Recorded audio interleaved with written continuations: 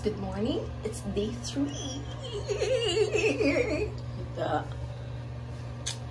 And again, see you later. Bye. Training yapon. Kaya ba sige ikon? Baby, karpiyok man na.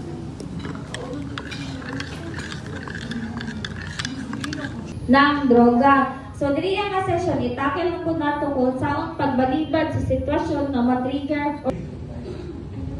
Isang sakitin.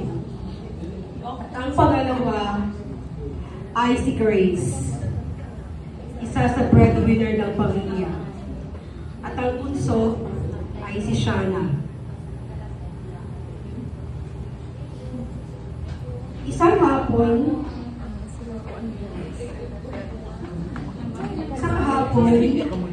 sa lihang laabot gikan sa trabaho si Sir Francis ang amahan sa pamilya. Pa! Paita sa pinagpapit. Pa! Kamusta? Kamusta trabaho? Okay lang. Maayo. Nari ka good news pa. High honors ko! Wow. Yes. So, dapat thank you. Dapat pa makasujud ko. Yes. Pa!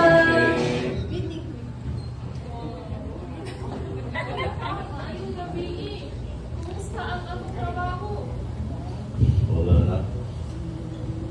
Blowing kayo, nawala sa trabaho.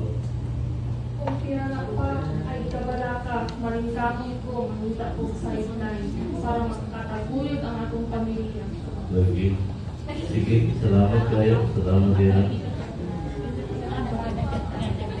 So, sukad niya to, si Grace naringkam mo.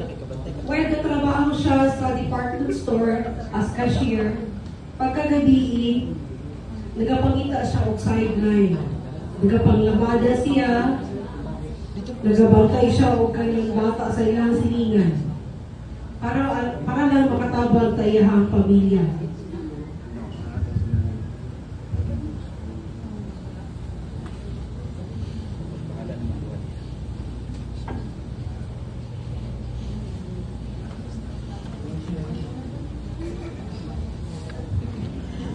Apan, bisan sa iyang mga pagpaningkamot, ating mga pagtabuan hindi ginasahan. Ang kamangkilangan sa ilahang pamilya, iatake sa iyahang sakit. Ikaw sa mga ganyan.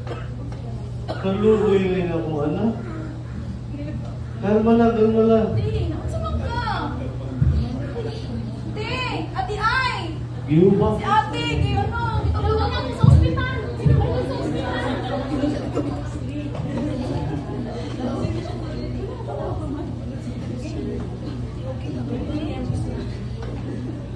Sa giubang na rin, ipatol. Giubang. Ano siya ka? Hindi mo laser P! Pagkira ka? Kaya ba? Ginawa. Di, sa ako wala ko ni. Wala trabaho si Papa. Hindi ako mag-eskwela. Sana, utang mo sila kayo para makakapag mag-ito. Sideline para mabayag na din sa ospital sa iyong ate. Kaluboy rin akong mga anak. Utang ko nga. Ay, honors man ko. Wala kayo mahirap siya na kayo pinahanggan. Hindi mo utang kay atong sa pamo. Hindi ko utang, te. Hindi ko utang. Gusto ko mag-eskwela. Wala kayo mahirap. Kaya yung iyong ate mag-asala. Anak,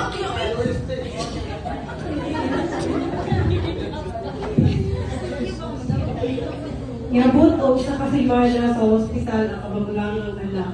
Dako na kayo ang ilang bill. Sabi na 100,000.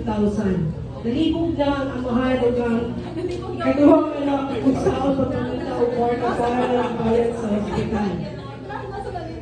Isa kahapon si Shana ang agonta sa iyang magulang gasigi o yaw-yaw kaniya.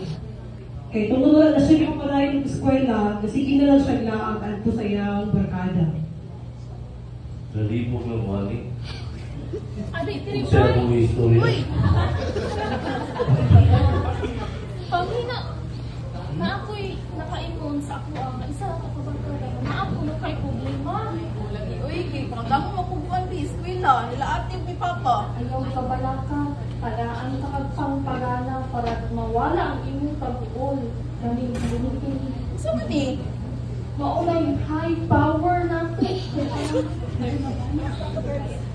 Para Mawala ko problema, makapawa ani. ka kay tamat. Mawala imong pagpira. Ay, ka balaka.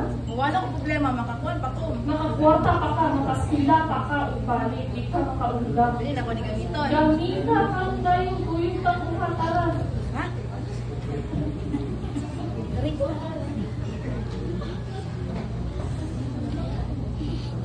Kung mao kadto si Shana, kapanayon og paggamit sa illegal nga droga. Nakakwarta tuod siya. Apan isa ka adlaw niya na ay nakahaman og tip sa PIDEA nga siya nagaadto dito kay sa balay sa iyahang barkada og session sila og shabu. Niabot ang isa ka PIDEA agent na nuktok sa balay ni Grace.